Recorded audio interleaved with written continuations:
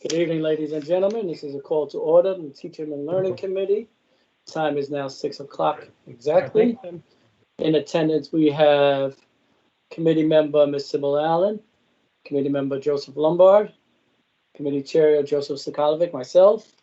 Amongst the staff, we have T. Henry, Dr. Riola, Bruce Johnson, board member Albert Benahan, Mr. D. Young, Mr. Graspy, Mr. Fusco, and Mr. McLeod on the minutes. And if there's anybody I missed, could you raise up your voice right now? Hearing nothing, the first item on the agenda is the approval of minutes dated March 16th, 2021. Do I have a motion to approve? So moved. Second. Does anybody find any errors or omissions that need to be addressed? No. Hearing none, nor do I. All in favor? Aye. Motion carries. The minutes are approved. The next item on the agenda is the special update of the special education update, including an up-to-date dashboard. Who's taking that item? That would be me, D. Young. Yes, Mr. Young, please proceed. Okay, I would like to share my screen. Okay.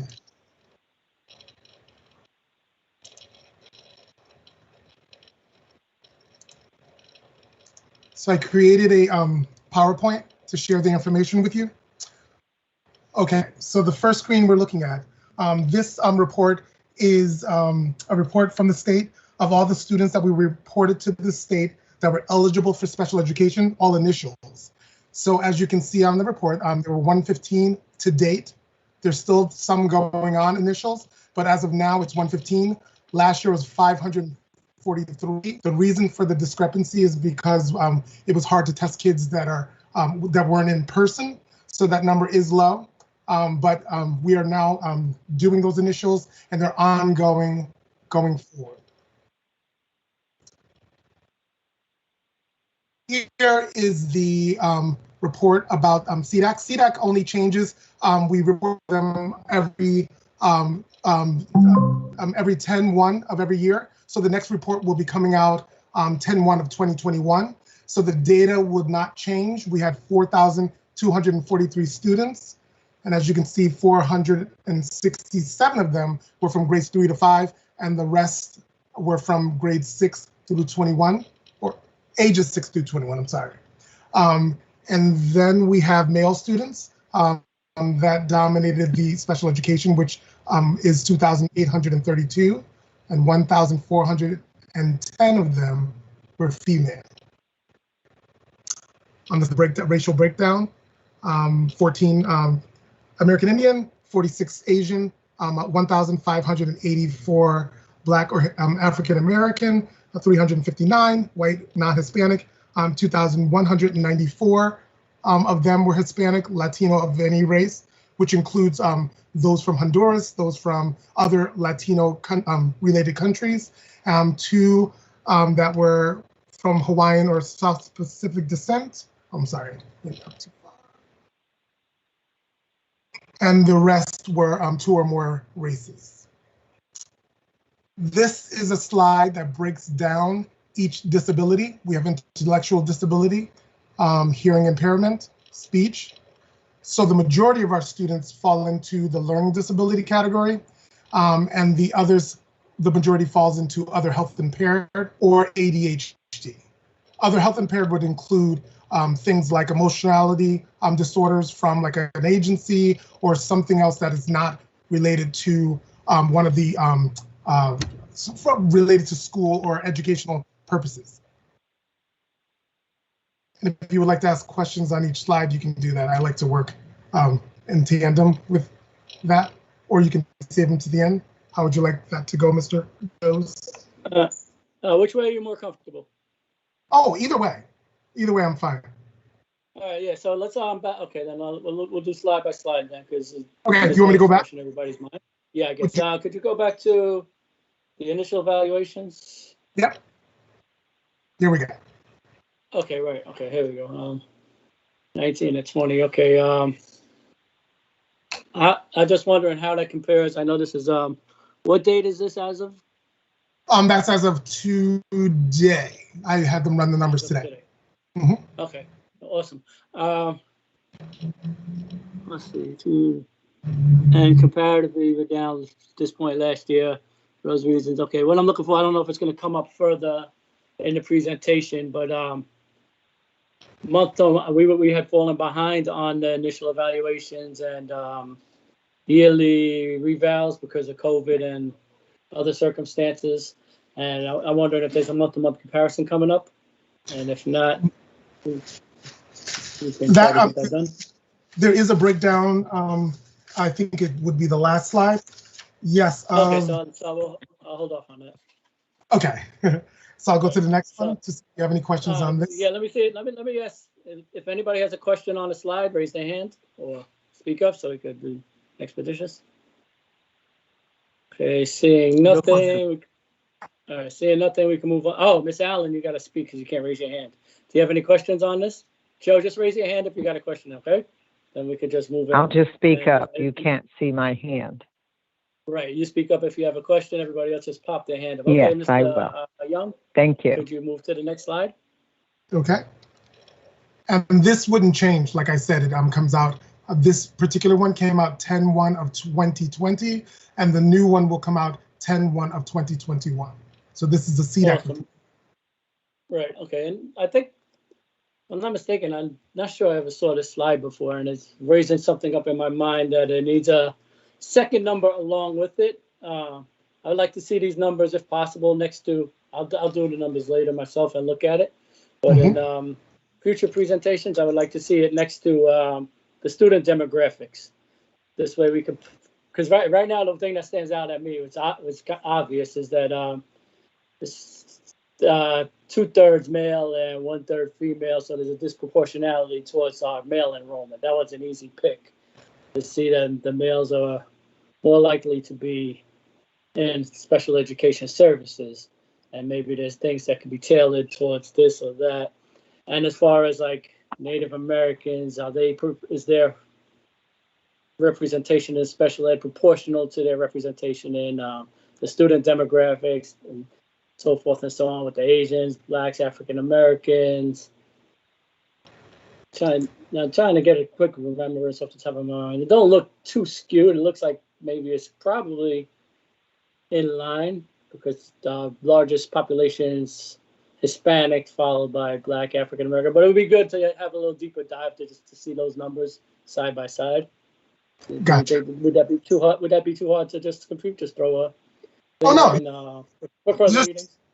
Just to be clear, you just mean, so looking at the slide, when it says American Indian, you want the number of kids that are in special ed by race, and then you want the percentage of the student population in the city of Bridgeport. Is that what you want? Right. It's like, yes, a comparison between the special ed demographics and the general population demographic. No problem. I can do that. I think that could give us some insight. Anybody else? Anybody got anything on the slide?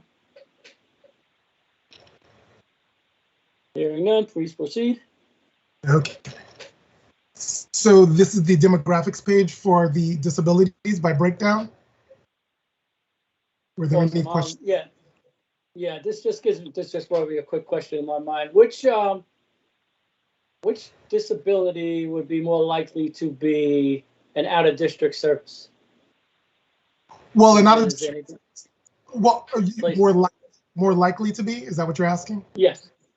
Well, learning disability usually is not an out-of-district placement. So you're looking at like the emotional disturbance pieces. You're looking at something like multiple disabilities. If it's really impairing the kid's ability to access the curriculum, then that person would more likely be placed out of district if we give them goals and objectives that they're not meeting, or if there is something that is happening where they're decompensating, then we would look at an out-of-district placement. But that out-of-district placement would take place in the least restrictive environment. So it would start in the general ed classroom, then move towards like a more restrictive, like swords and aims. Then it will move to something like a BLC if that's appropriate. So it all depends on the student and the severity of their disability. Absolutely, but I'm just wondering because if there's anywhere we could focus our attention in developing programs to keep our students with us in the least restrictive environment, because being sent away from your community is probably one of the most restrictive environments that I could think of. Right. And You're right. Also it happens to be one of the most costly as well. So if those things could be hand in hand. Okay. That's just my question and observation on that. Mr. Lombard, anybody got questions on this slide? I don't have a question, but I think that's an interesting approach that you're doing, Joe. Take a look, see if there could be possibly some attention given to those areas in particular. So I understand what you're saying. That's it.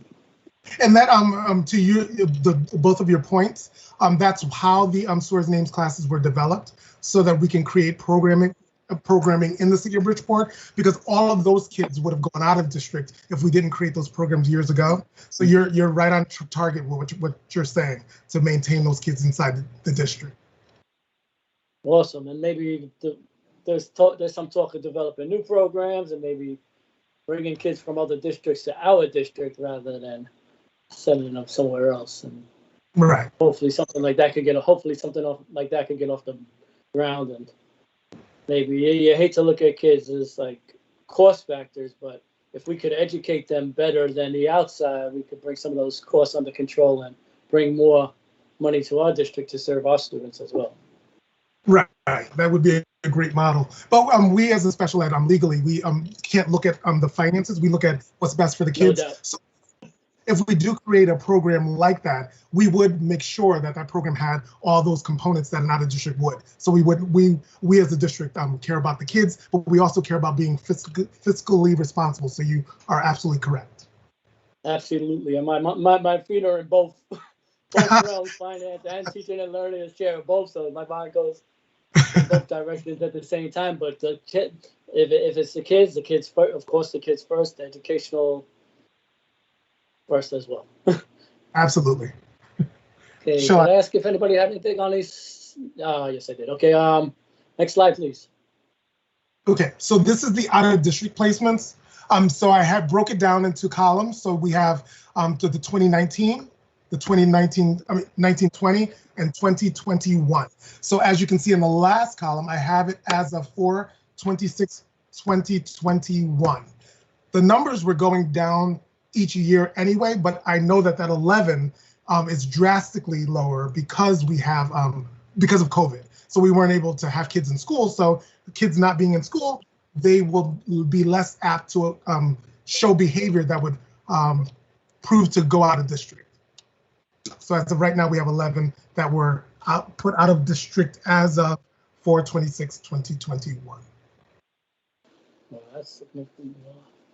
Yeah, that's a very significant lower, and I'm glad you mentioned, because you anticipated my question there. I was gonna ask you. It's definitely. And how is part of 2019-20 numbers included in the out of district placements, or would the COVID have struck too late to affect that year's numbers? Well, so 1920 is the middle column, and as you can see from April, May, and June, there's 0 because of COVID. So that's how thank you. You can see how dramatically it changed. Awesome, thank you so much. Yeah, Is the last column supposed to be 22? I'm just looking at the numbers there. Just 22. It looks like we're cut in half. No, 22. I'm confused. 5, 11. I was just adding up the rows.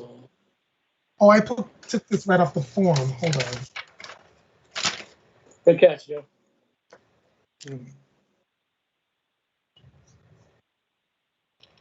I'll recalculate that, but yes, that's off. Yes, I took it directly off the form. So I will recalculate that. Oh, I know what the difference. I didn't add up. So Natasha in the office added some new ones because I wanted the accurate data. So she added that. So I didn't calculate that with the number at the bottom. So yes, that number's off. So I will change that and send it back out to you guys. Okay, thank you. Yeah, good catch. That's a good catch, Joe. I don't think it actually messes with the premise of what we were talking about anyway, being drastically reduced by COVID as well. Because you can still see the comparison next 1 to 8, 1 to 8, 1 to 5. Except in the beginning of the year, seems to be September has an up creep, and October has enough creep. And November got a creep of 1. I wonder if that's a function of kids coming back to school after That the is- shock of COVID. You are correct. So because the number went up also because we weren't able to do the evaluations, we weren't able to do like all the things that we were going to do, and they could have been in the process of going out of district prior to that. So that's probably why that number jumped up significantly when we came back. But then as you see, it went down because those kids were already, on remote, some of them, and some of them were not, some of them were in. Right. And that speaks to definitely the need for psychosocial interventions when the rest of the kids come back, because it's likely there will be no remote learning in come September, and we're going to have an influx of kids going back to the classroom for the first time. So those numbers may jump without a intervention, without some sort of interventions. Right, and Superintendent Testari and I and Carly are working on some, and Carrie are working on some social emotional things for the reopening of school. Because at that time, we would probably have everyone back. There would be no remote, so we need to make sure that we have something in place for those kids that are going to be traumatized by coming back into a building, traumatized by anything. Having someone give them rules and regulations. There's so many different things, and we don't want that to look like a special ed thing rather than a symptom of trauma. So we want to work on that reopening. Exactly. But as we all know, I'm going to emphasize this again. I know you all know it, but maybe people watching don't know it. But if we don't address the symptoms of trauma early on, they can and may become special education cases further down the line. Correct. Okay, anybody got anything on these slides? On this slide? Hearing nothing, we'll move on to the next slide, please, Mr. Young. So this is the summary of placements. So the first one is the university school. The reason why you see the number 24 and then you see in parentheses 43 is because we have 43 seats at the university school, but only 24. You're breaking up, Mr. Young.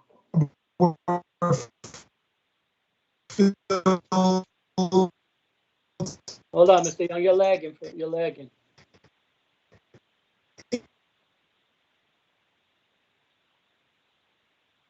Yeah, I think you froze. That's funny. All right, pardon us while we're experiencing technical difficulties. I think you're back. Are you back? Yeah, you seem. Am I you seem supposed like you might be. Yeah, he was frozen for a second from the You beginning. were frozen for a minute. Oh, am I back? Yeah, I think so. Start again with the university school, please. Okay, so the university school, I have the number 24 and 43 in parentheses, means that we have 43 seats, but only 24 are filled currently. So, and then it went down and then went back up to 24. So we must have lost a student in December. DRN is the second out of district placement. And then the state approved schools are like the CESs, ACEs, and the high roads of the world, but there's also many more. Those are the numbers for those particular schools for out of district, and the totals are at the bottom for each of those months. All right, Mr. Young, the university school, is that just particular special ed, or is it counting our expulsions as well? This is only counting special ed students. Special ed students. Okay. All right. Yeah, But I'm wondering. We do have that other Sorry? component, right? We do have that other component on the expulsions, but this doesn't include that number. Okay, thank you. Yeah, I'm wondering because. Okay, never mind. I'm taking more of the expulsion portion. Okay, anybody else got any questions on this? Hearing nothing, seeing nothing. Please move on to the next slide. Okay, so these are our charter schools. And these are a list of charter schools and the amount of students. So we have the total amount of students that are in the school that receives our total amount of students, and then the next column is students that receive special ed out of that total, and the percentages of those students. So like, for instance, we have The first one is Common Ground High School. We have 3 students there, but 1 is special ed, so that accounts for 33% of those students. So that's how you read the chart. We have quite high numbers in Bridge Academy and Great Oaks charter. Any questions on this particular chart? New Beginnings, Okay. excuse me, I have a question. New Beginnings, Family Academy. You Yes. have a large number of students there. We have a large number of students there, but the special ed students is 44. So it's And 9%. we have to, do we pay for the seats that are allocated for our students? So the way it works is that the Bridgeport Public Schools has to provide charter schools with all of the services. So for instance, I send social workers to each one of these schools to service the kids that receive social work on their IEP, and speech does the same thing, as well as occupational therapy and PT services. So we have to provide that service for all of those students, and special education services in terms of their education. So we have to provide them with, we have to take care of the IEP as a whole.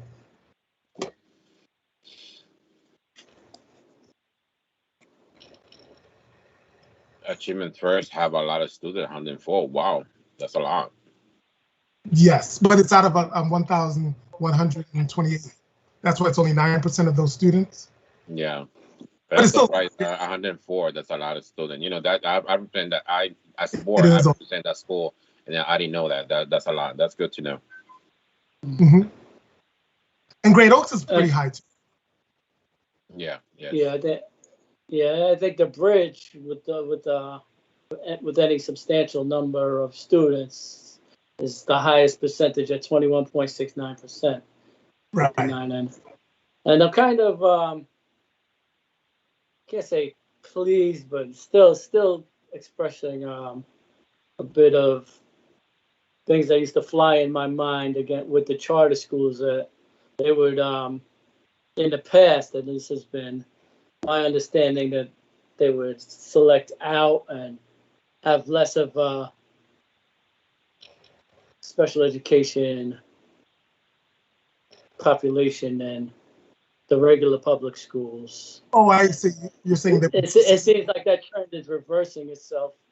If I'm reading this right, and if my past recollections are correct. Mm-hmm.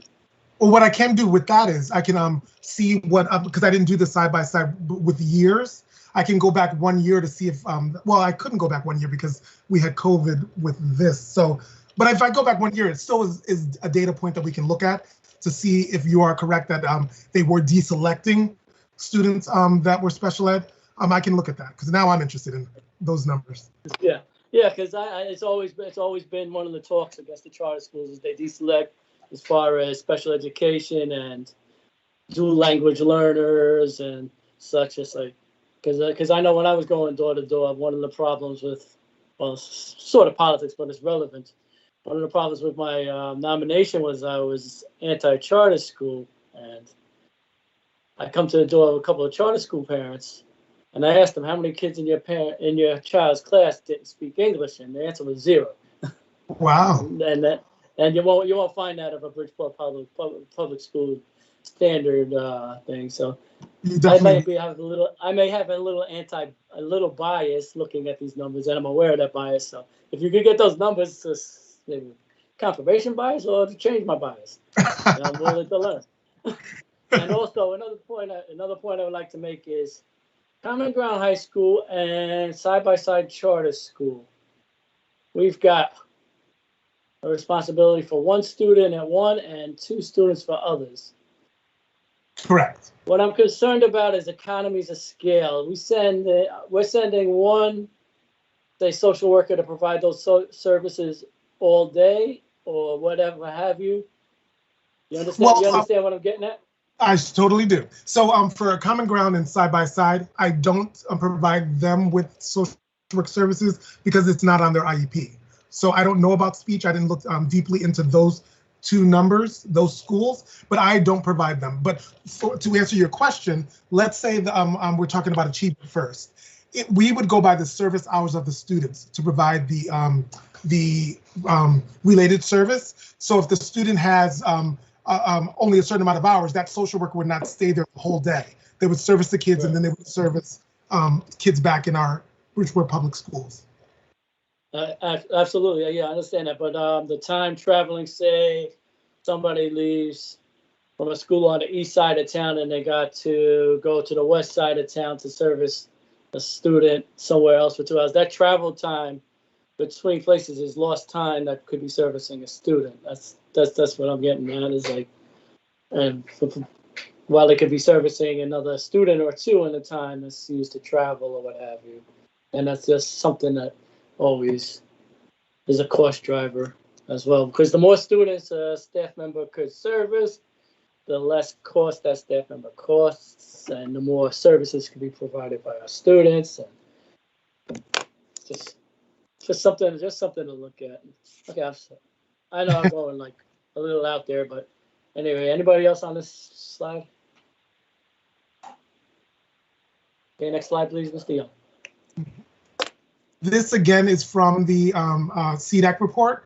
So it just shows the same number I showed you before, but it shows it through the years for the data collection on 10/1 for each year. So it shows that the number is rising, but it did dip from 19 and to 2020. So it went down a little bit. And I just wanted you to get a sense of the numbers throughout time. Do you have any sense of, well, I guess not, if any students are being still being misidentified or over-identified? Or? Well, I think that we have a multidisciplinary team, and I think that people are working more collaboratively with, and as a director of social work, we're working more collaboratively with psychology and speech. So we're all in the same suite. So we talk about different cases and work diligently to not over-identify. So I think that that could account for why the numbers are going down, because I think that was happening for a while, that kids were exhibiting behavioral issues and then they were just being classified. But I think that we're working on that piece. Yeah, I'm always concerned about either over-identifying or under-identifying, because I think each are equally dangerous to the students' educational goals and emotional needs as well. Because there was a time where the district was severely under-identifying, and then I can't recall the years, but this is also before my time as well. But then we got into a bit of trouble with the state, and then maybe an overcorrection, and then now it seems to be smoothing off, I guess. Right, and I can speak to what you're talking about. So a couple of years ago, we were cited for having overrepresentation of ED students, so emotionally disturbed Black male students. So you're right, there was an overcorrection, and now if you looked at my other chart, the numbers have went significantly down in that particular category, but I don't know if it's shifted to another category to get those kids special ed. So we really do have to look at that. Awesome. Okay. Anybody else on this slide? Okay, please continue, Mr. Young. This is again the evaluation timeline, and this is just showing you throughout the years. Now we're at 115, but again, that 115 could be a result of COVID, but still 115 is a low number, which is good. So the evaluations are being done. They're still ongoing until the end of the year. We haven't stopped. We're one of the only districts that have kept, we try to keep a lot of the kids in the school as much as possible. So people are really working on getting those evaluations done. So we're up to 115 and they're still ongoing. Okay, anybody got anything on the slide? Okay, please proceed.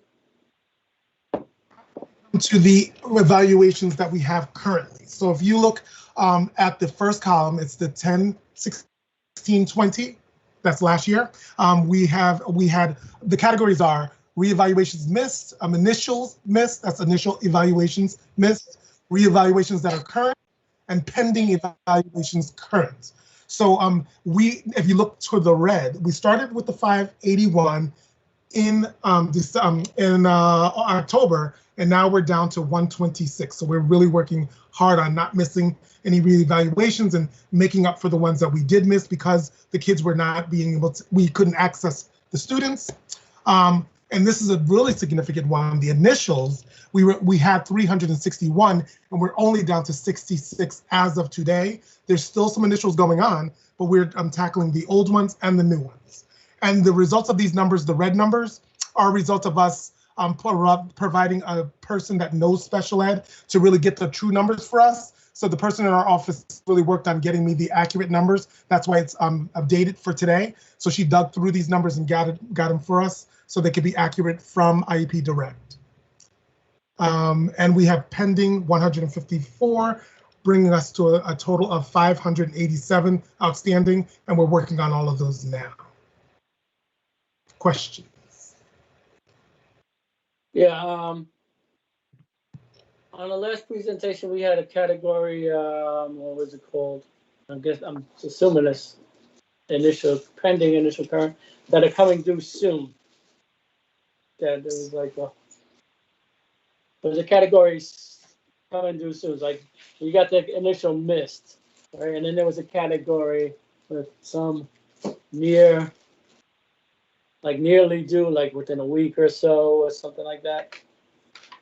Oh, I didn't do the last presentation. I don't know what that is, but I can find that out. I think that the supervisors that provided that information, I can get that from them.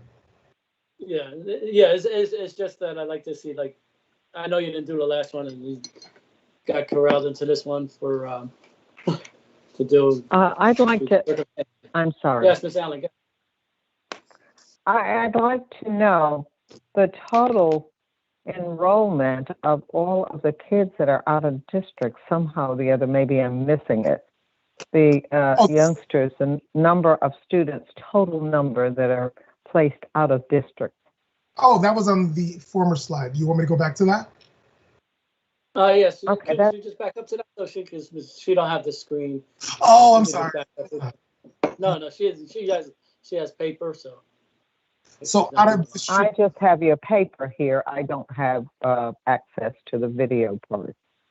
Gotcha. So the total number of out of district students is 317. Okay. And if you got the printout, it should be summary of placements, Miss Allen, and red if they printed out the slideshow for you. I have that. I see it now. Thank you. All right, you could go back to where you were, please, Mr. Young. That was my last slide. Awesome. But I really want to know what you were speaking of so I can get that for the next report. I don't know what that category.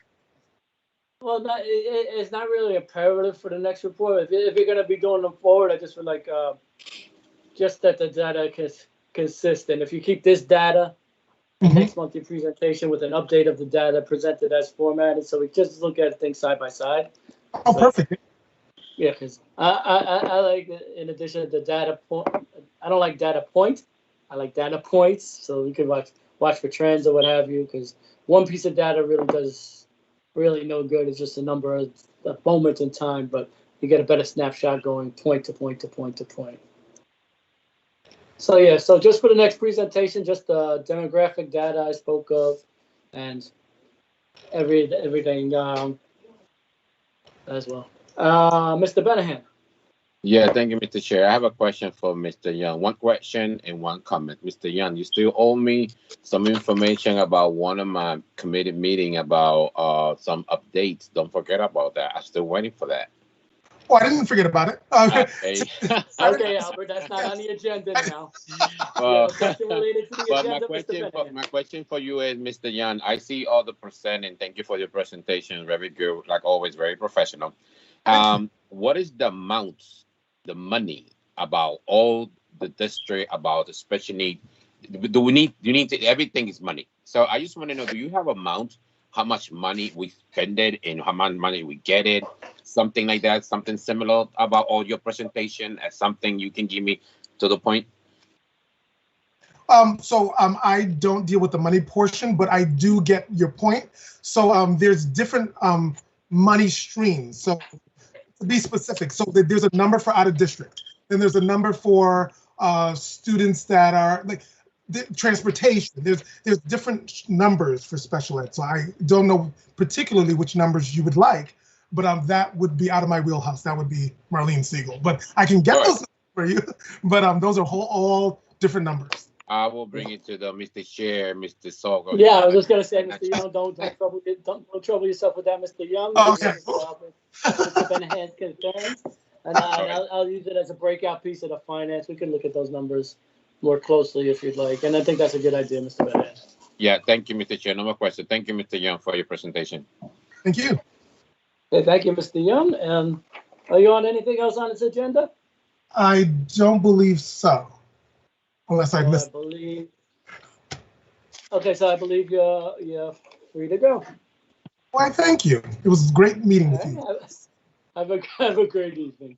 Have a great evening. Good night.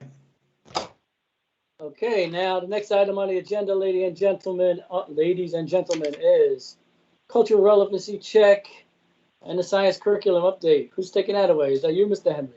That is me. Hello, everyone. Nice to see you all again. Appreciate the time. Again, thank you, the committee. Mr. Sokolovic, just condolences. Heard last night at the meeting about your mother passing. So condolences there. My heart goes out to you. And again, thank you all for the time to present. I do have to apologize. I was not able to get the presentation I'm about to show to Mr. Grasty in time enough to get to you. So I'm happy to share it now in our Teams meeting here for all those like Ms. Allen who might not be able to view it. But I will go ahead and share my screen.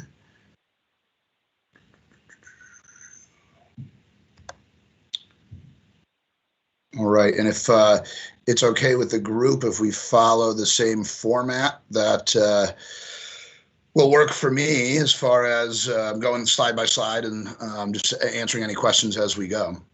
Can you see the Bridgewater Public Schools Science Curriculum Update green slide? Yes, sir. Okay, wonderful.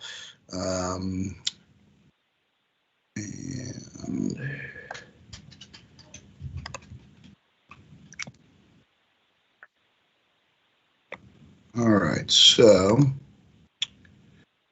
again, I appreciate your time here and happy to present. I thought the best, I thought it might have been a bit since you've heard from the school system regarding our science. And so I wanted to give you an update as far as what I've done early on as the science director, kind of where we are and where we're going. And again, love to hear questions, input, and the like. So up until this point, again, this is actually a little small for me to see here, but I have enjoyed working with a lot of the professionals that are in the district. Dr. Morgan had a great kind of carryover from our previous science director and was happy to have me in the role and onboard me a bit. And again, keep the K-5 piece of it going. She had a strong presence there. Portia Scott-Chom is a wonderful professional in the district. She's part of the program that is the I've got to look closer to my computer, so sorry for the close-up here. But the UCAP program is for aspiring administrators, and so she has been officially kind of assigned to help in the district with some of the science leadership. And she's been great as she's in the classroom every day. We had a conversation in her classroom today. It was wonderful. And then what I've done is created a team, again, leveraging this platform that we're using now, and knowing also that, especially to start the year, there wouldn't be much face-to-face contact between people. We did leverage our platform here. I called all of the lists that we've had from previous science directors and Dr. Morgan, and essentially invited anyone with science teaching responsibilities in the district to join, and that served as a pretty solid curriculum house, if you will, in place for us to, communicate as professionals. Yeah, a great example to that about communicating as professionals. An interim assistant principal just reached out to me within this week and said, I've got a teacher struggling with, the 7th grade science curriculum. So the nice part from my lens is I can add her to the team and she has access to all that is there. So she was appreciative and able to kind of move quickly along. So And then as far as some of the work that Miss Scott Thom and I have done, or Chom, I apologize, we've shared a needs assessment with the district, gauging where science needs are. And, again, having been a Fairchild Wheeler for the 5 years prior, I really needed to get input from the rest of the district. So we have that. We've also created a science leadership team. And so I reached out to all of the science teachers to see who would be interested in kind of joining me as part of the science leadership team in the district. So I've got a pretty healthy group there of 12 to 15, try to represent all the different age ranges and throughout our different schools. And where we are now, we've got days scheduled to work on our curriculum and some of what I'll present here shortly. So that's kind of up to now where we are. Just to overview some of the current digital science products that we have in the district. At the K-5 level, it is the HMH Science Dimensions. And again, this is well established by Dr. Morgan. And the feedback that I've gotten is that it's a great product, although there is at the K-5 level a bit of a, spread thin feeling from some of the teachers where they don't have necessarily the time to dive into the science piece of it. And so that's where, from my lens, the need to expand the usage or knowledge of the product is certainly there and something that we'll work towards. And that is set to expire at the end of next school year, June 2022.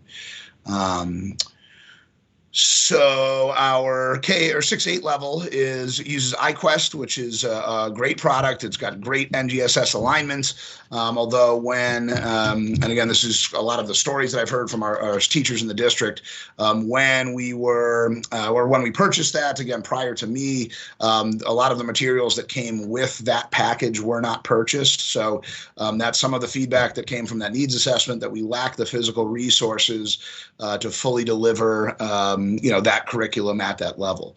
And that is scheduled that we have a license there through June 2024.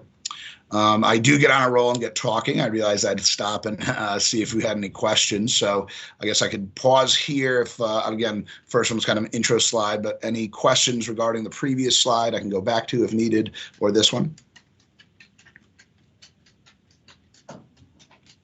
I got a couple of questions. As far as you said, Pete, you invited invited staff members to attend some meetings with us. How many teachers responded? So for the leadership piece of it, again, 12 to 15 is the range. And I did find out from some of our building leaders, put it this way, some teachers who may not have responded to that calling. So I did handpick and kind of reach out directly to some. And so we do have, as far as I can tell, good representation of our schools there in grade levels. Okay, what kind of professional developments are involved? Is that coming up on another slide, or? So the professional developments that we've done this year, I don't actually have on a slide here, but I can certainly speak to. I've got a little bit of detail regarding this science leadership team really being the ones that have put on these professional developments. So I ran one, an NGSS 101 and 201 session. This was during one of our, I don't have the exact date, one of the earlier on PD days for the district. And I set it up kind of digitally, actually through Teams with the help of, again, some great science staff members. So as teachers could choose kind of what their level is, similar to the approach we take with children, so that they can choose the level that they're at. So we had an NGSS 101 that was kind of an introduction to the standards for teachers that may be new to the district or new to teaching science. We had an NGSS 201 that was run by a seasoned teacher over at Central. And that was kind of, again, a second level course. We offered an opportunity for teachers to learn from actually one of my teachers over at Aqua, Kirk Shadle, who does a fantastic job with our science fair. I've got some of that coming up, but that was one of the professional developments that we led as well. And then I believe I had two other sessions focusing on these digital products that, again, with the kind of thought that would be a big year, probably more than ever, leveraging these digital products in the, current educational environment. Those were, again, well received, and frankly want to kind of build on those. I have not had a great chance to get back together with that leadership team, but again, have time scheduled coming this summer. Awesome. Yeah, thank you. Just thinking about one of the reasons I got involved in the board is my son was into science, and there was an attempt made to change the science theme of Park City Magnet, and that just got me rolling on doing the research on science and how in the science fields there's an underrepresentation of minorities in the STEM fields overall. It's still woefully underrepresented by minorities today. And that starts down at the level we're at. And that's one of the things I started focusing on when I first got on the board. And I find one of the things I find is it's better from grades 7 to 12 than in K to 5, because when you get to 7 to 12, you start getting your specialists. You start getting your people with science degrees. And so initially, I love all our staff, all our teachers, but there's a I don't know how much it's been corrected in the K to 5, but it's the generalists for the most part. Their degrees are not in science and technology, and you generally get a lot of history, social studies, language arts, and such, and that's fun, and that's fine, and there's nothing wrong with that. But what that leads to is, I guess, an unintentional bias that's displayed throughout their classrooms. When I first got elected, I walked through every K through 5 classroom in the system, and I found maybe 10 to 15% had an adequate number of science and mathematics displays, as opposed to poetry, history, and such like that. And that rolls down to the student. If the teacher's not comfortable with the material, and they got to fake the enthusiasm and just get to the student, because to catch the student's attention is best when they're young, to grab that, because we've as adults have massive power over students and what they learn, and if they see that we're excited about something, that can grab their excitement and build on that, and just build a better society where eventually all students and everything balances out equally, where our students and every other student has an equal opportunity in them STEM fields later down the line. Because by the time they get to 7th grade, that spark wasn't lit in the K through 5. It is less likely that it'll be lit in grade 7. Yeah, I agree. And it sounds like we have a common goal of, scientific literacy for all of our students. And, and I also agree at that K-5 level is where the interest is sparked. I've had, again, the pleasure of, showing my students at Aqua all that we have to offer there. And it frustrates me that we're currently, and again, I don't want to go into Aqua, I know this is a science director kind of presentation, but only 13% of our students at Aqua are from the city. And so to your point of the underrepresentation, it's even underrepresented when it's right there in their backyard. So part of one of my goals, again, from the Aqua side is to change that. But I think in putting a lot of focus to the quality of what we're delivering and, and bringing some uniformity, especially at the K-5 level, I think we can do a good job with that.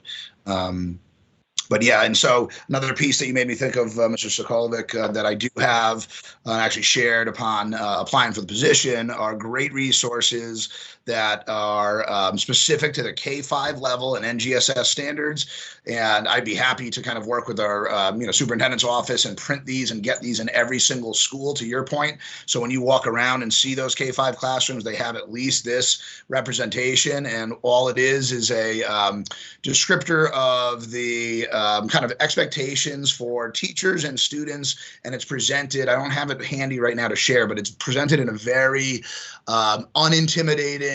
This is it's an exciting. It's science at the end of the day. It's not meant to be daunting. It's meant to be explorative and exploratory, and that is some of the materials that we really haven't gotten out to the masses yet. But those will, I think, help dramatically as far as taking the average 3rd grade teacher who's not comfortable comfortable with science and breaking through some of that and giving them, again, resources to be successful. So again, I appreciate the feedback.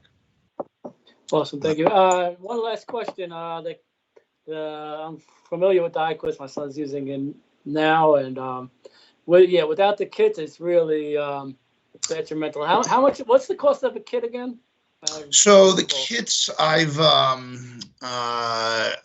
seen, I don't have offhand, but from my conversations with our CFO, and again, this is in upcoming kind of slides here, but I didn't get into specific numbers here, but I think that we will be able to supply our students with all that we need, both physically, digitally, as far as new products, as well as instructionally with quality curriculum that we develop in-house. A combination of those three, I think, is really the goal of the work that I'm going to do this summer, that we're going to do this summer with the, with the staff. And so, and I've mentioned this to, again, Dr. Black and Mr. Testani, that I don't like the idea of buying a magical product that's going to solve everything, because I've seen that not go well. I do see value in some products that are out there, but I also see a lot of the value that are in our staff that are, currently working here. And so, to turnkey some of their skills and, what's going on in pockets right now throughout the district to, the masses, I think is where, my focus needs to be.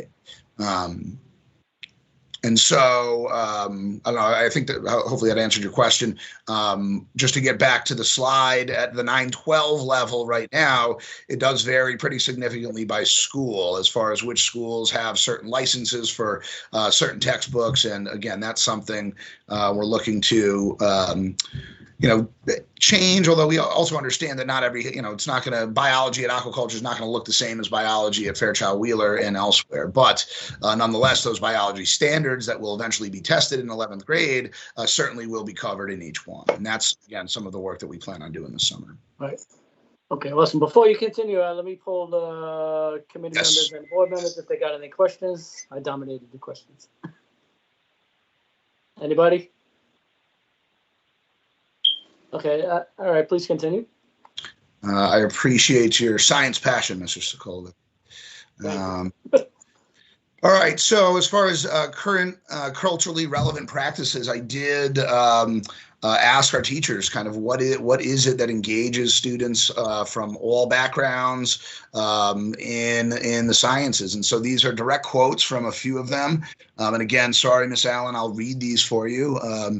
But and these vary, I'll be honest, in levels of rigor and kind of involvement, but nicely. And the last one I'll share with you is a member who's of our science leadership team, and she'll be kind of working with us this summer to share some of the levels that we want. But so one teacher offered that in life science class, we learned about genes and pedigrees. We studied how sickle cell anemia has affected the African-American population as well as those in Africa. Another teacher mentions during the iQuest ES3 unit on plate tectonics, we start every class by looking at the USGS, which is a U.S. Geological Survey, interactive earthquake and volcano map. We check out news footage for really big events like the earthquakes and tsunami in Greece last year.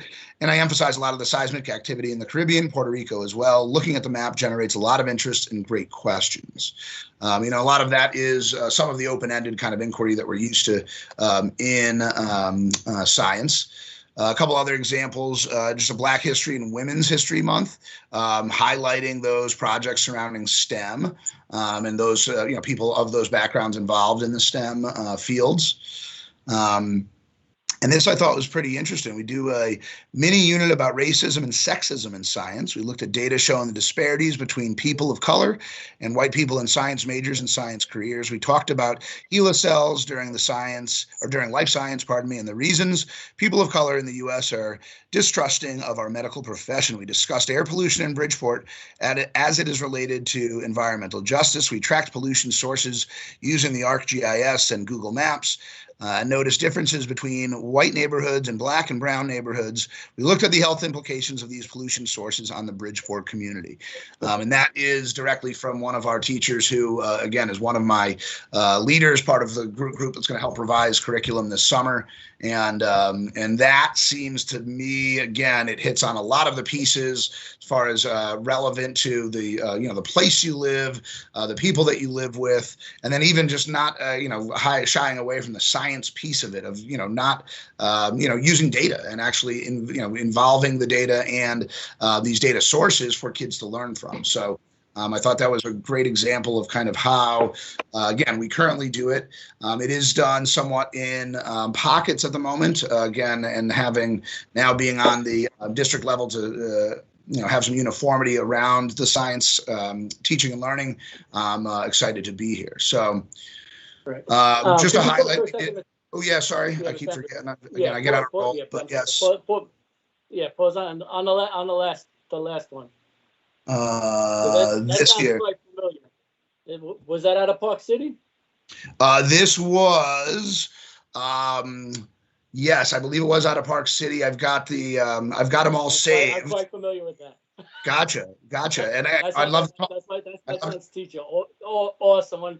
When I heard that many, because my son's distant learning, and when I was hearing that, it's like yeah. She wrote that curriculum just to speak. It's fantastic. Exactly. That's the best, and that's the sort of motto we need. And, all right, I love that you're excited about that. Definitely props to Miss Collins. Gotcha. Yes, she's great, and I'm excited to work with her. Frankly, and that's been the other challenge this year. As much as we've virtually met and what have you, it's just, I don't know. There's something different with being in person, especially for me. So I'm also excited to work with Ms. Collins this coming summer. So just to go into the science fair a bit. We did hold our virtual science fair, and we had some successes there.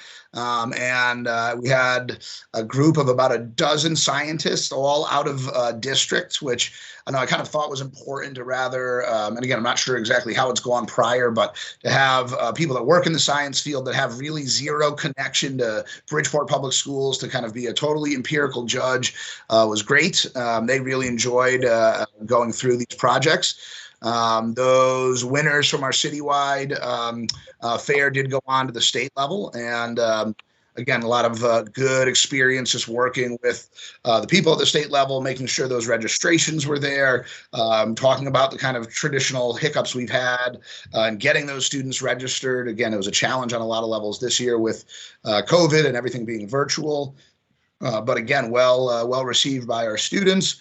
And then I'm not sure how publicly known this is, but we've got Bridgeport Public School representation, and it is a little plug for Aqua, at the International Science Fair. Judging's taking place May 3rd through 6th.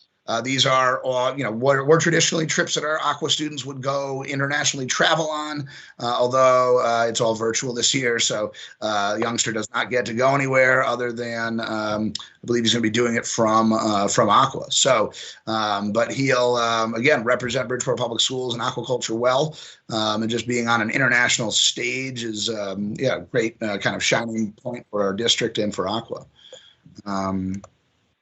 And this is an actual copy of his poster. I'd be happy, again, I'll share this PowerPoint to everyone, but he is investigating shark behavior specific to individual or in tandem. And again, thanks to all of you and the work you've done in the past to allow these resources and everything to be happening right here in Bridgeport at aquaculture. So I wish him well, and again, a great representative of our science program. And back to, again, your point, Mr. Sokolovic, the underrepresentation in STEM fields. I would love for, again, my doors to be busting down at Aqua with a lot more of the city kids, and in due time, I plan to make that happen. So, and finally, where we're going. So these are some of the plans that I've got.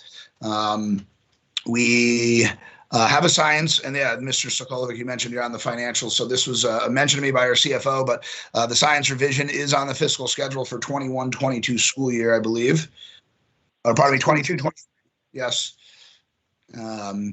And so to prepare for that, we are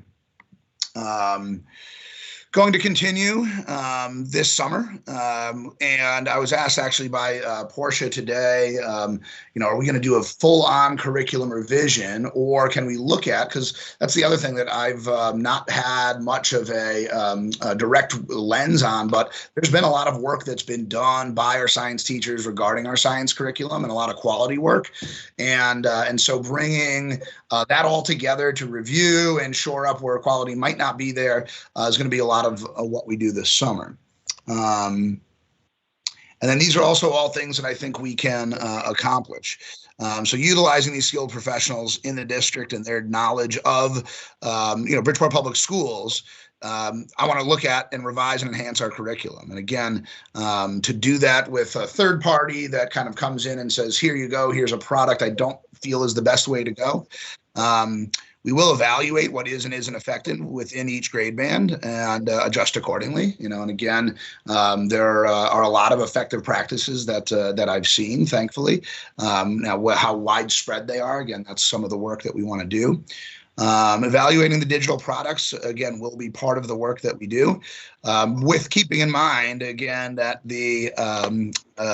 we need to craft a plan with just not only that digital product, but the work that we've done and professional development that will continue ongoing to meet the needs of all learners in Bridgeport. And that all is purposefully capitalized, because that involves every one of our 20,000 plus kids, again, pre-K through 21 years of age. They can all learn science. And again, I am excited to be here helping get that going.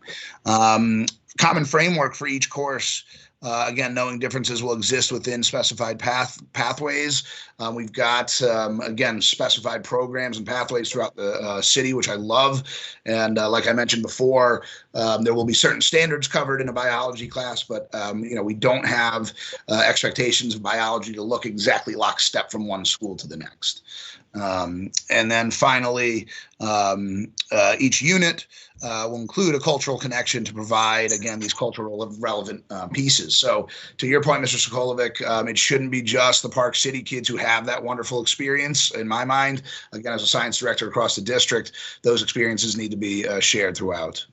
So that's my last slide there. I will, again, stop and take any questions, feedback regarding future plans. All right, I'll poll the committee first before I ask my final. Mr. Lombard, questions? No questions. Thank you very much. Mr. Benahan. Thank you, Mr. Chair. Hello, Mr. Henry. Thank you for the presentation. Very good, very professional, like always. Are this gonna cost the board education money? All this plan and everything, it look amazing. I like it. I enjoy. I agree with that. It's gonna be some cost, or it's gonna be some free. How's everything's gonna be working? So it is going to cost, although it is, and again, I'd refer to Mr. Sokolovic here, but I believe it's costs that have been scheduled and are, so I don't plan on going above and beyond any of those costs, I suppose, but yeah, so working within the parameters that the CFO gave me is my plan. All right, thank you. No more question, Mr. Chair. Thank you.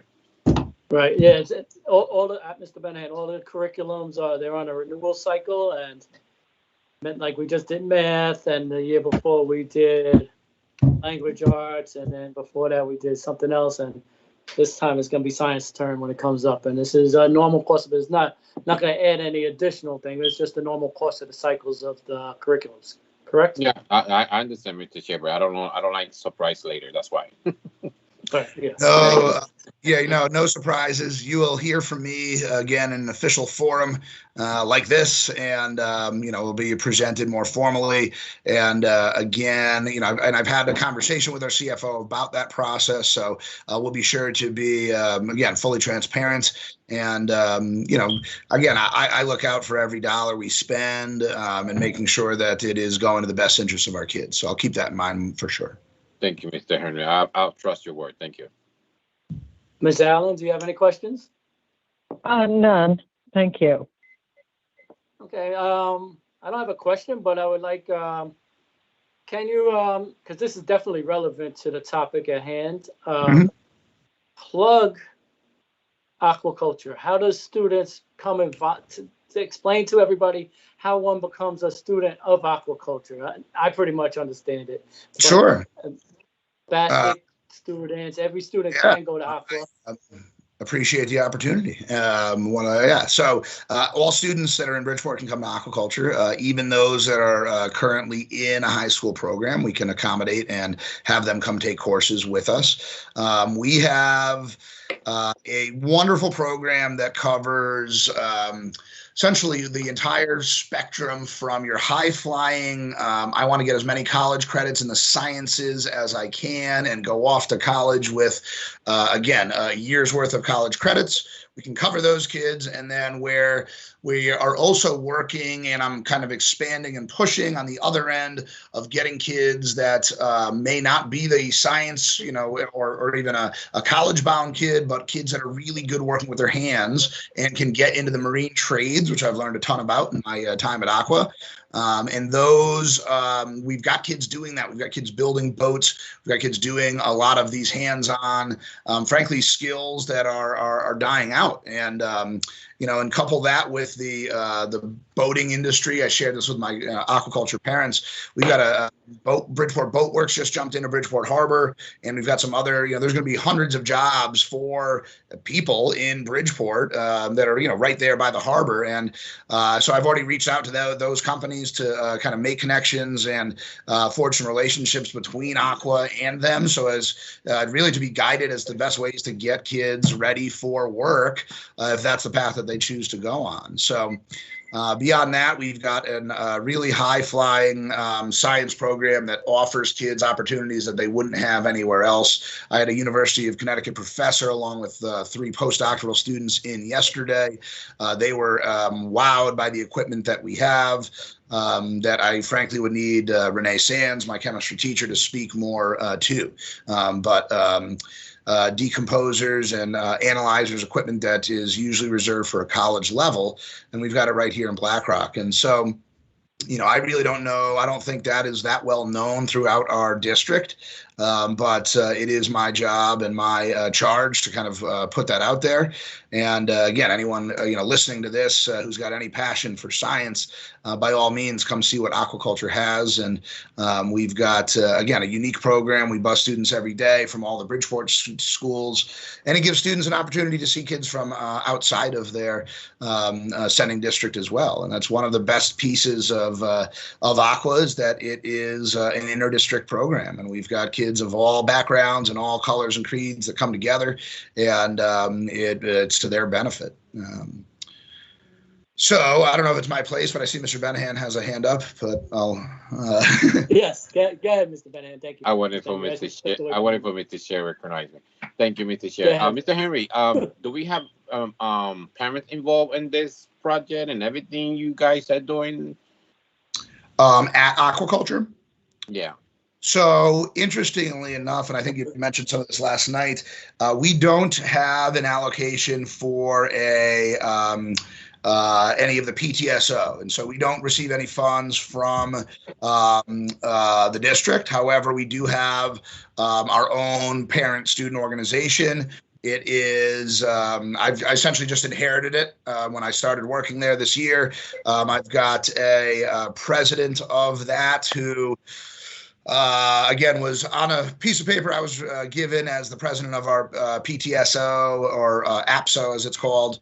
And she unfortunately works in the healthcare business and has been extremely overwhelmed all year. And so there has not been a ton of really what they've done is they've funded some meals for my staff and the like, but there has not been certainly any in-person interaction, and really there's not been a ton of involvement interaction between me and them. However, going forward, it certainly needs to improve, and I'd be happy. I know you're heavily involved, Mr. Benahan, with some of the parent side of things. Happy to talk offline about good strategies at work, and really increasing again the reach within the city. That sounds good, because I know it's something that your leader from the school, they can do something educative, for the parents. So, I would love to, you invite me. I would love to work with, with you guys a little more closer with that. I would appreciate absolutely. that. Awesome. No more questions. Is there any other questions? Yeah, I'm just wondering if board members haven't been beyond the meeting room, you got to take a tour of the school. You got to go downstairs. You got to see they farm fish. They grow seaweed. What else they got? They got a fish market. Restoration project. We've got salmon that have. I've seen, and this is again, these are the things that stick out to me, and if they stick out to me, I know they'll stick out to kids that come through our building. I've seen salmon restoration larvae that have spinal deformities that can do nothing other than swim in a circle, and so there's a sadness to it, but there's also a percentage of the total population this is going to happen to. But again, I envision a sophomore in high school looking at that with their own eyes and seeing that in real life and realizing, that this is really unique and a great experience for them. And again, that's where a lot of that passion is driven. What I found, we have a ton of returning brother and sister combos. My little cousin wants to come, and word gets around to family about the quality of our program at Aqua. And again, our program that I've just been there. It's been a quality program, long before I got there, but really happy to be there and kind of continue to push to make it better. And again, happy to have the interest of some of the board members as well. And to the point last night, I'm excited to have you guys back in our building come August, September, whenever it may be. That's going to be awesome. That's the first time really either hearing or registering that it's only such a small percentage of Bridgeport residents. And so I always assumed it was on the same par with Fairchild, but it's a whole different not license, charter, I guess, for right, aquacultures than inter-district. Yeah, and so I do think we can do again a better job of getting the word out, exposing and really showing our some of our students that they get the best of both worlds if they go to, again, so we got great Central and Aqua, or again any of our composite schools. We've got students coming from Bassick, girl who runs our fish market, which is open every Thursday from 3 to 6. Angie's Fish Market, some of the best fish around, is run by Skyland Ritchie. She's a wonderful senior at Bassick High School. And she's personable, and people love coming in to see her. And she's also learning how to run a market and deal with cash, interact with people. So there's a lot of learning that is involved kind of in all facets over there. And in due time, I think we'll get that number back. At one point, it was almost at 50%, I believe. So a goal of mine. Awesome. And how it works is they basically spend half the day at their school, at their regular school, and then they move the other half either in the morning. It's in the morning or in the afternoon they shift, right? Yes. So our Central students come in the morning. Our Bassick and Harding students come in the afternoon. I think that was originally done to balance out numbers, and then the rest of the sending towns, Fairfield and Trumbull, are kind of our biggest. Fairfield comes in the morning, and Trumbull comes in the afternoon. But it's again, it's a very unique program. And again, to your point, Mr. Sokolovic, getting past conference room A, where a lot of us, do go in and have our meetings, there is a whole world beyond conference room A that I'd be happy to show anyone. Right. Awesome. Yeah, I'd be interested in another tour, maybe live stream, so it could be shared about Facebook, and maybe a little plug for the school. Yeah, absolutely. And the video that our Human Resources Department put together, which I believe is on YouTube and has been shared. There's some good footage there. They came through Aqua and took some good shots. I think they put a drone up, so you can see some good footage there. And I got a chance to plug the program a little bit as well. So awesome. I'll search that out and share it on my social media. Great. Thank you. Does anybody else have any questions for Mr. Henry? Great. And how would you like me to share the presentation? Would you like me to just put it in the chat here, or I can email it however you'd like? Probably email would be best. Sure. No problem. Thank you so much, Mr. Yeah, I'll email to Tim. Share. Great. I appreciate your time. Thank you. Yes. Thank you very much. Thank you very much. Thank you. Thank you, Mr. Henry, for everything. Certainly. Everybody not everybody. Have a great evening, Mr. Henry. If you're not on any other PCD agenda, you may continue on with your life. All right. I appreciate it. Thank you, folks. Have a great night. You too. That was awesome. Okay, all right. Now we got the update on the plane being built at Bassett High School. I believe Dr. Rayola, you're taking that over. Yes, sir. Good evening, everyone. Mr. Skolvic, good evening. Yeah, Mr. Skolvic, my condolences as well. Sorry to hear the news about your mom. I'd like to start out just by thanking everybody for having me here today. It's great to give you an update on this wonderful program that we're doing. I'm going to share with you the packet I submitted just to have you take a look at it as we talk our way through. So right now, I guess, we're about 25% done with the plane building project. The students are having a great time with this. The relationships that they're building with the mentors and the instructor are second to none. It's really what we're looking for our graduates. We've got a total of about 15 mentors and 25 kids that are involved in this. And it's different kids throughout the course of a day in different semesters. But the students are really seeing some hands-on practical experience and talking to these mentors that come from all different areas of the aviation industry. We've got pilots working with the kids. We've got aviation mechanics.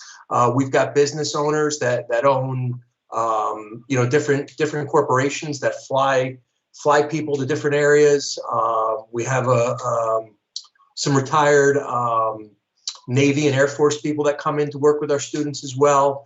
So it's really been a pretty powerful experience for our kids, and the communication and the work that they're doing with the mentors is preparing them for potential jobs and that 21st century skill set that we're looking for our kids.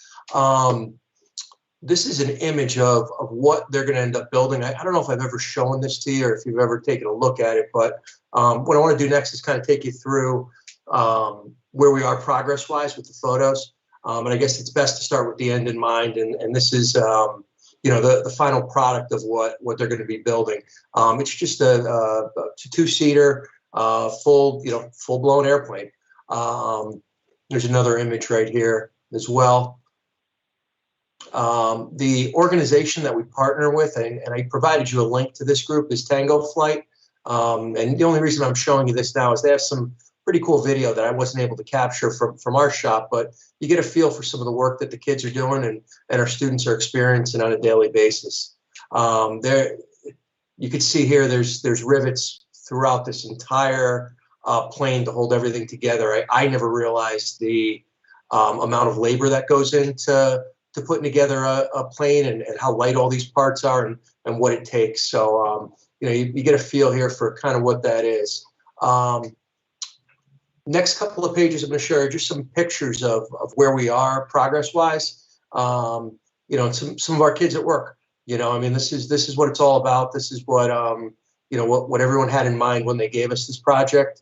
I guess I should pause for a sec and definitely thank our superintendent for thinking of Bassett for this, and Dr. Black for his support, and of course, thank you guys at the board level for approving this at Bassett. It's really been a great experience. And it's going to be a couple more years before we're finished, but it's not one thing about this project for us. It's not a race to get it done. It's more of the experience for the students and getting that mentorship and working with these industry professionals and our instructor, who's been absolutely fantastic, Steve Bloom. Working with him as well. The kids are racing to the shop every day to get this done, and we're in the middle of a pandemic. I mean, we've got kids that. Some kids are better than others about coming every day, but there are some kids, some of our females, in fact, that are coming in every day just to work on this project.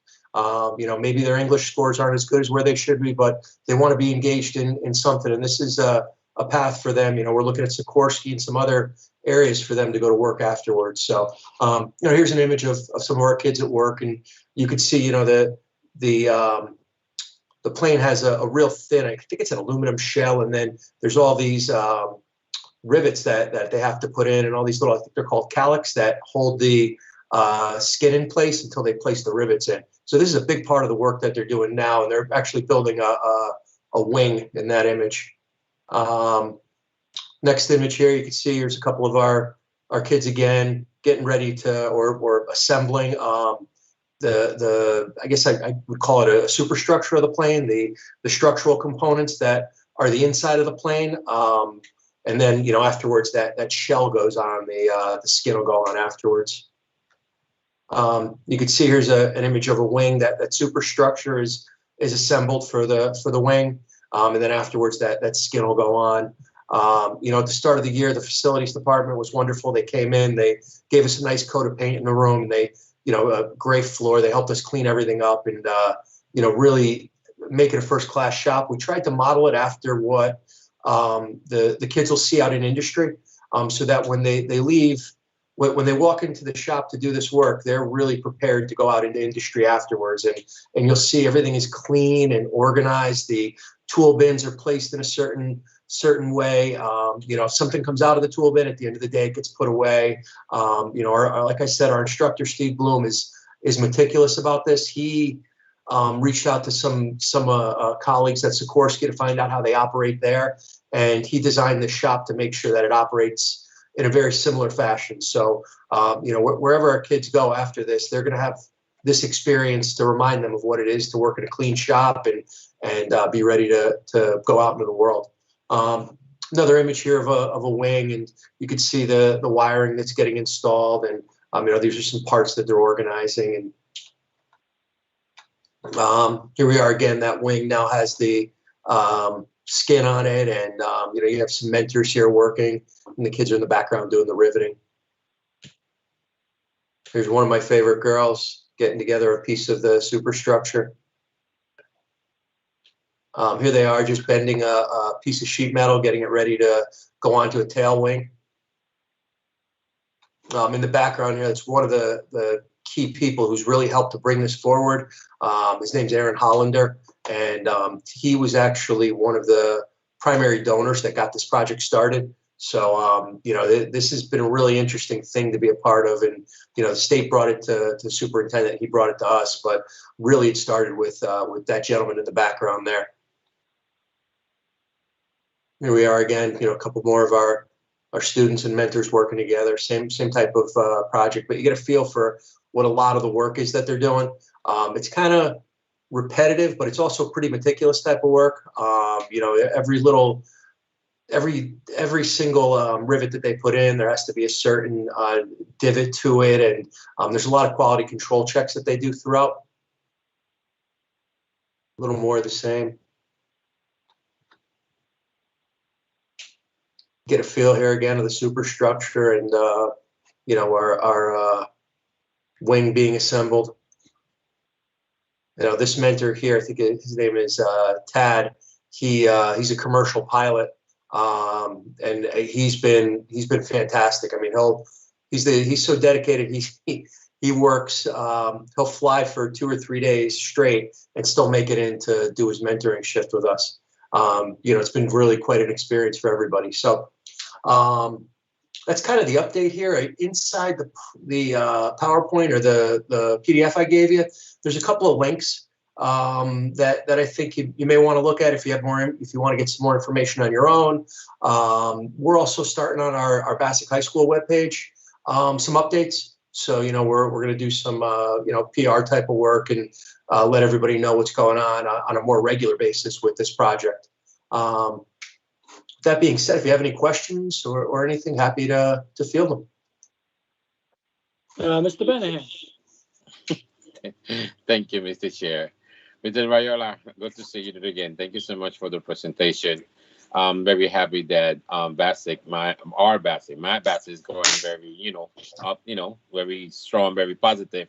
And I was part of the board member. You had to go see one day. It's amazing how the students and they work with the mentors and with the teachers. How everything, I see that book. It's a book that you have to read it. You have to be careful how you cannot pass 1 inch or less or nothing, because it has to be so perfect. And I'm telling you guys, perfect, that the mentors is there to be sure. And it's a lot of people watching what the student they're doing to be sure it's okay. but they need to be perfect. It's something that you had to be very stressful, very delicate, that you had to check how they do this amazing job.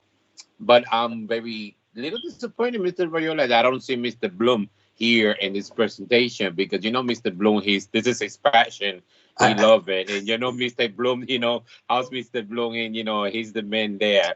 But I know Mr. Bloom, he's on top of that, and I'm very proud that Bassett High School is doing something amazing. I was part of that. I see all the equipment. You see me one day there, Mr. Bloom. Let me know. Sometimes, when the people come and mentors everything. It's amazing that you board members, and I invite everyone. You can see it and let them know. Of course, the principal, Mr. Rayola, you're going for the protocol. But it's amazing, Joe and Lombard and Miss Sibyl, that you have to see how beautiful, how amazing you see from far away. The passion of the kids want to do this airplane. The passion about they focus very good in this. They don't want that thing very perfect. And I'm very proud as a parent, as a PDSO president, that Bassett High School doing something amazing for our community. And thank you for everything, Dr. Rayola. But please, the next time, bring me Mr. Bloom so I'll be part of this.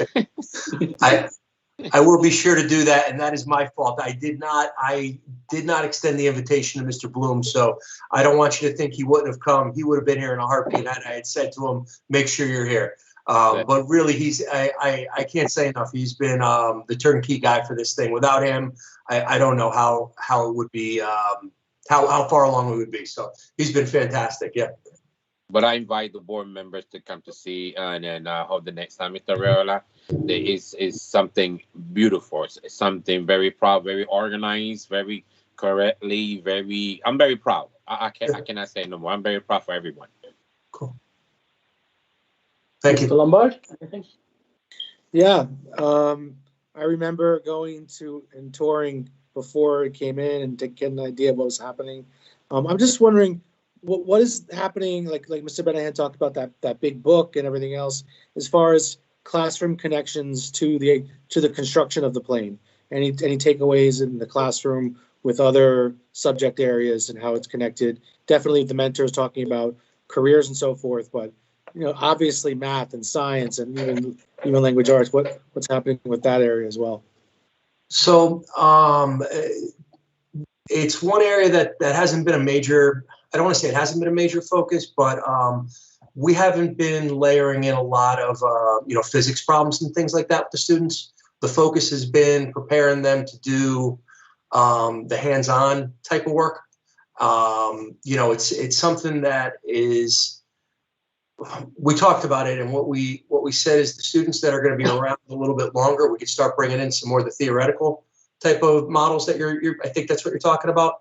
Some more of the, geez, what's lift look like for an airplane? What's drag look like for an airplane? What are some of those things?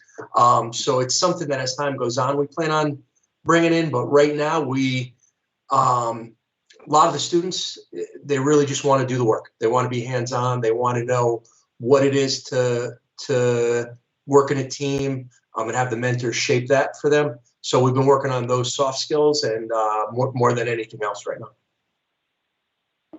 Okay, thank you. Ms. Allen, any questions? Yeah, is this the second time that they've taken this project and to its completion? I don't remember seeing a completed project. Has it ever been completed? No, it is not, Ms. Allen. This is still the first plane. And we have probably another 2 years with it. Oh, so it was under construction a few years back, and you're now updating or finishing it? Correct. This is just a progress update. And we're about 25% complete. That's it. So, 25, maybe 30% complete. So we still have a ways to go. That's all this is. Thank you. Yeah, Dr. Rail, this is awesome. And this is the kind of things that highlight our schools and how great they are. And when you give our students the tools to succeed, they will surprise you. Our students are building a plane at Bassett. They're growing fish at aquaculture. Today's meeting displayed that when our programs are funded and they have everything that they need, our kids will go far.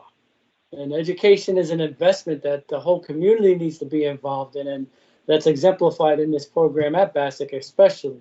And this is not just mechanics and putting hands to tools. This is engineering. This is a life skill that they'll take with them forever and ever and ever. And hopefully their interest will be sparked enough to pursue things like this in college, not only in mechanics, but in designing airplanes and what have you. The world is open to these kids, and I just hope they all see it and realize it, and that we don't leave any stone unturned when it comes to funding our kids and their future, because the sky's the limit. Hey, the sky's the limit on the plane. And final question: how often do you think we should get the next update? What would be a good timeline, do you think? Maybe 6 months, a year? Yeah, I mean, if you wanted me to come in every 6 months, I'll bring Steve next time. Maybe I'll have Steve present next time. But every 6 months is more than adequate. Absolutely. Okay. And you're always invited to, if you wanted to stop by.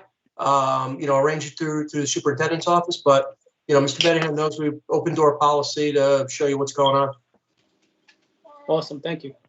Thank you. Mr. Benningham, you got your hand up again. Yes, I have my hands up. Thank you, Mr. Chair. I want to go back to what Mr. Lombard said about the book.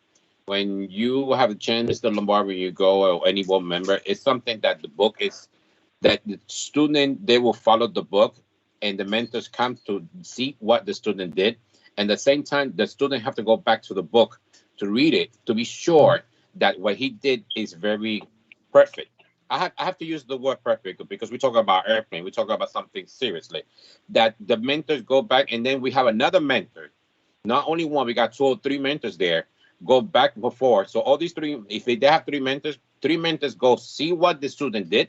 The 3 mentors go back to the book and read the book to be sure they did everything correct. It's something that the student had to go back and forth to be sure the student say, yes, I did it perfect. It's something that is a passion, and it's something that you will when you go, you will like it. You guys will love it. Yeah, I think it's probably happening organically, right? In the process. Yes, it's happening like that. It's amazing. Yeah. You guys will love it. The book is the technical drawings, and it has all the specifications on it.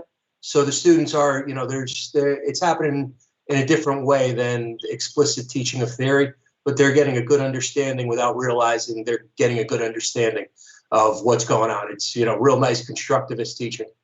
And I know Bassett will go more forward because, especially with the new Bassett High School, we're going to be history, and I'm very proud for that. So I'm very happy for that. As am I. Awesome. Is there anything else? Does anybody have anything else? Thank you very much, Dr. Raiola. Thank you, guys. Have a good evening. Have a great evening. Thank you, Dr. Raiola. Good night. Thank you, Dr. Raiola. Thank you, Mr. Johnson, too. Thank you for everyone. And I believe you're free to go. Enjoy your evening. Thank you, Mr. Johnson. Okay, Appreciate last item on the agenda, last but not least, Mr. Johnson coming in. will be taking away social studies curriculum renewal update. Mr. Benningham is trying to kick me out before I even had a chance to speak. But no, how is everyone doing? Mr. Sokolovic, first off, my condolences. I know it must be a difficult time for you and your family, so my sincerest condolences go out to you and yours there on that regard. Second plug, I do just want to say that you guys have to come out and see the plane at Bassick. It is it's the reason we all get into education.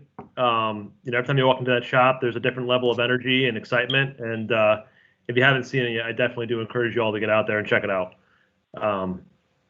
So I wanted to just, get those 2 things off first. On to the social studies update. So I spoke to this committee, I believe it was in February, gave you a little bit of an update in terms of what we were doing. At that point in time, we were talking about how we were having our teachers generate new curriculum. We're trying to generate a culturally responsive curriculum that can be adapted to anything that's happening currently. So for instance, we're really shifting away from U.S. history being a curriculum that is taught, and I'm just using this as one of the examples. When we all took history back in high school, it was, you start when Columbus got here and you go forward year by year. The problem is that since we were all in high school, a lot more history has been written. So it's almost impossible for us to cover all that history. And not to mention the fact that, the way it was taught back then, it was done in a very Eurocentric way. So we want to get away from that. And we want to be able to have the teachers, teach it thematically. So if we're talking about, we can talk about the growth of the country from an economic standpoint, and we can reference the, Great Depression, New Deal. We can also talk about things that are happening now in society with the economic stimulus and different things along those lines. So we can always make it relevant. We can talk about people. We can talk about the fight for justice. So we can go back to Martin Luther King and Malcolm X, and we can also bring it forward to Black Lives Matter and everything else that's happening. The LGBTQ plus community. There's so many different fights. So we're trying to make it so that way we can talk about essential questions and talk about big picture questions, and then every kid can engage that content from a perspective that interests them and engages them and allows them to research. So that's really what we're doing, just to kind of recap that. But really, the thing that I'm bringing tonight is something that was already brought to you by Dr. Jenkins. She presented a program called Actively Learn. Now, we, as a history committee, we have taken a look at a multitude of resources. We've taken meetings with probably half a dozen different vendors. And the issues that we kept finding with the different vendors were there wasn't as much differentiated reading support. There wasn't enough, English language learner support. And, as a history teacher, the key is we want our kids to engage in serious conversation. We want our kids to be active participants in civics and understand how all of these social sciences kind of interact with one another. But if the students don't have, if they're not on the reading level, it's going to be difficult for a teacher to give them any sort of a material to be able to access that and then take that material and formulate an argument, have a debate in class, do a simulation activity. These are the types of activities that we want to see.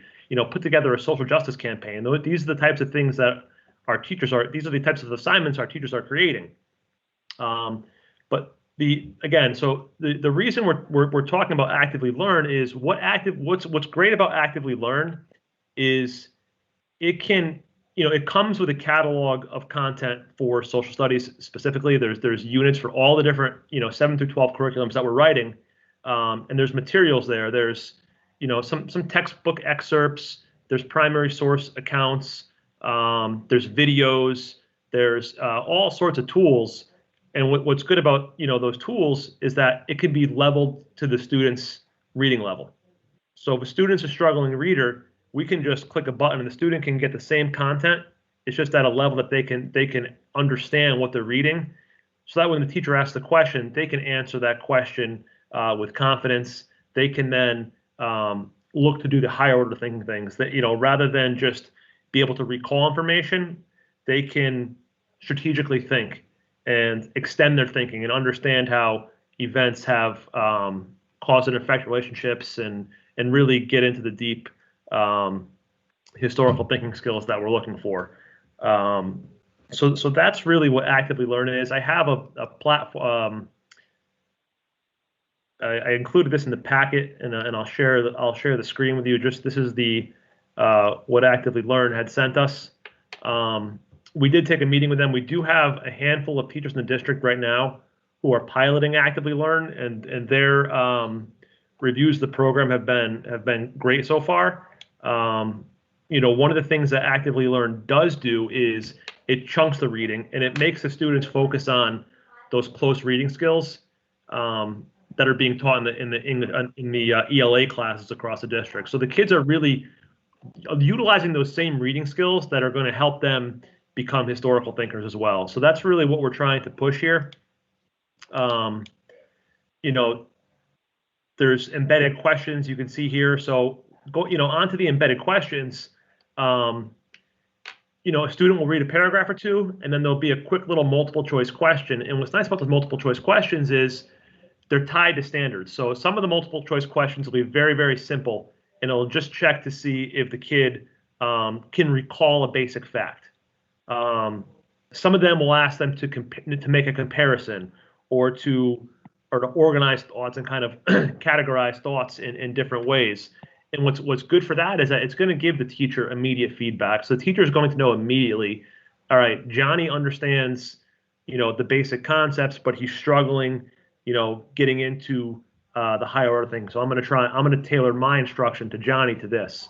Or it's really going to help the teacher get immediate feedback and know that, okay, or my entire class has this concept down. Now I can pick up the pace and move quicker and get to the critical thinking components faster. Or they can say, I need to scale it back and build more background knowledge because the data is showing me that the students don't quite know where I want them. They're not really where I want them to be yet.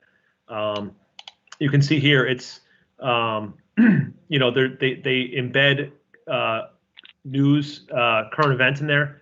This is obviously an older snapshot, but when Ruth Bader Ginsburg died in the fall, there were a lot of units on that. You can see here there's stuff on Kamala Harris, the election stuff. They're always uploading, new and current lessons. You can see all the different content area that's here. So it is going to tie to the curriculum. The one other great component that it offers is it's going to allow our teachers to upload the work that they're doing right now onto this website, and then it's going to be differentiated and it can be translated into over 100 different languages for our students to actually access. And our teachers can embed their own questions, so they can, if a teacher wants to know, do students grasp concept XYZ, they can create their own questions and tie it to depth of knowledge standards, so the teachers can get that same immediate feedback, for anything that they've designed or that the teachers that are currently working on the curriculum are designing. So it's not a curriculum piece, but I look at this as a tool that's going to differentiate our learning across all social studies classrooms 7 through 12. And I think it'll be a really powerful tool to allow students to do all the historical thinking skills that were, that are laid out in the standards and that we're looking for. So that's what I'm bringing to you guys today. Again, there's a quote here. I can share that. Do you guys see the quote here as well? So we got a quote for 2 years. The initial cost was $9 per student, but because the district is already moving forward with the ELA component, we got that price cut in half. So the total cost for 2 years is just a hair under $80,000, and that's for over 8,220 licenses. So that's every student 7 through 12. I got that number through Ms. Siegel. It also includes some professional development sessions as well. We want to make sure that our teachers know how to use the platform, know how to pull the information, and upload their content. Like I said, I didn't mention this other part of it. One of the other things that it does is it allows us to create a district library. So as teachers create their own resources and materials, they'll be able to upload it to a district library that only our Bridgeport teachers would have access to. So it's going to hopefully build collaboration around the district and keep everyone on the same page. So if a student transfers from Harding over to Bassick, we're all still speaking the same language and obviously following the same curriculum, but utilizing the same resources as well. So I think it'll bring some continuity, and like I said, we researched and took meetings with a lot of different vendors, and this is the one that stood out for our social studies committee there. So I've been talking a lot. I want to open it back up to you guys for questions or comments. Yes, this looks pretty good. Just a question. Were you looking for any action on that tonight? I'm not quite sure what the procedure would be. I know that we got the quotes, and I wanted you guys to be aware of some of the work that we were doing and some of the things that we were looking at. So that's really kind of where we're at with it. Mr. Testani has seen it. He was supportive. We did have a meeting with him, a follow-up meeting with him, and that's where he advised me to bring this to you guys. So I don't want to, I'm not sure what the proper protocol is, but right. Yeah. It's not because we usually approve textbooks and what have you, but I got a language problem with the way the agenda item's written. It's not written as an action item. It's just written as a update. And okay. So we really can't take action. Is it time sensitive? No, it's not. We're looking to unroll this in the fall. So again, this is the, obviously, I've been around the district long enough to know that anytime we're talking dollars, it's better to have the conversation early rather than later. So I did want to just make everyone aware of it, and and in addition to just making you aware of the dollars and cents, but I wanted you guys to understand that it's a product that we believe in. And like I said, the fact that, we're looking to embed this in our ELA classes, it's just one less platform for the students to have to learn. They can go from their ELA class to their social studies class, and they're using the same, they're practicing close reading strategies, and they're doing a lot of those. It's gonna make our students stronger readers. And which is going to allow them to be better critical thinkers and do the things that we want them to do, and get excited about history class. Right, absolutely. I can't speak for the rest of the committee, but we did approve Actively Learn on the committee for ELA, and I don't foresee any issues. Mr. Lombard, what do you think of this program? Well, I just want to understand, this is a supplemental platform, right? Like it was with ELA. So it's not changing anything with textbooks or anything like that. It's a supplement to. Is that right? Yeah, this is part of the social studies curriculum revision cycle. When we first got together, we spoke about textbooks, and a textbook it's not adaptive, and that's right. The biggest thing. I'm just saying, because I'm looking at the price of $80,000. I'm thinking this is not a major, purchase in comparison to. You see what I'm saying, Joe? I mean, I'm trying to understand where it fits in with the materials the students are using. Digital, yeah, absolutely. Right. If you recall, Mr. Lombard, from the first presentation, I believe, correct me if I'm wrong, Mr. Johnson, that we were going to move away from textbooks for I believe it was 9 to 12. We're going to move away from hard textbooks and move more towards the open source material and, I guess, this Actively Learned piece. Is my recollection correct? Yeah, and like I said, we had been taking meetings with different vendors just to kind of see what was out there, and there were some great curricular resources that didn't offer any sort of differentiated reading. There was not a lot of strong English language learner supports, and we found that this one kind of checked all those boxes for us. So it's definitely a supplement, like I said, because what our teachers are currently doing right now is our teachers are rewriting the curriculum in a way where it's all project-based learning type of activities, where we want kids to put themselves in the shoes of a situation and be, understand, what's happening in the world around them, and how to be global citizens and all of that stuff. That's really what the crux of this is. This is like you, Mr. Lombard, you said it perfectly. This is a support to help us do that. This is really what we're looking for here. Okay, thank you. But I was thinking, Joe, I mean, the fall is very soon from my point of view, right? Yeah, I get where you're going. I'll tie it up in a nice little bow in a minute after I get questions from Ms. Allen and Mr. Benahan if they have any. Okay. Ms. Allen, do you have any questions? I have no questions at this time.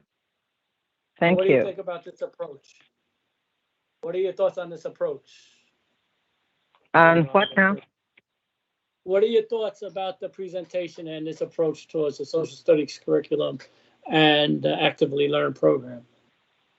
I think you it's. would favor? I think I could be in favor of it. I'd like to see a little more or read a little more about it or whatever. But I think it's something that I could live with. Okay, Mr. Benahan, do you have any questions or comments? Yeah, I have a comment. Thank you, Mr. Chair. Thank you, Mr. Johnson, for the presentation. And I agree with what Ms. Sybil said. And I'm a favor. I'm agree, but we need to learn more information. So I don't know how, Mr. Chair, you're gonna ask for more presentation, or you're gonna bring it to the board, or we're gonna get more to see. I'm a favor. I'm okay, and it's good about the kids learn more few things with 2021 and everything changed, technology changed. But let's get more information, because I just want to know. But here's what I propose. As this is not an action item, and Mr. Lombard points out that we might be coming up because fall's pretty quick. I'm not adverse to, because sometimes when we get under time constraints, we bring it straight to the board and it doesn't filter through the committee. But seeing as we're all here right now and we all have the same information, maybe you could get, I don't know how to handle Miss Allen to look at more, because we got access to the links through our emails, and we could just go look more into the program and get more information about it and what it covers and what have you.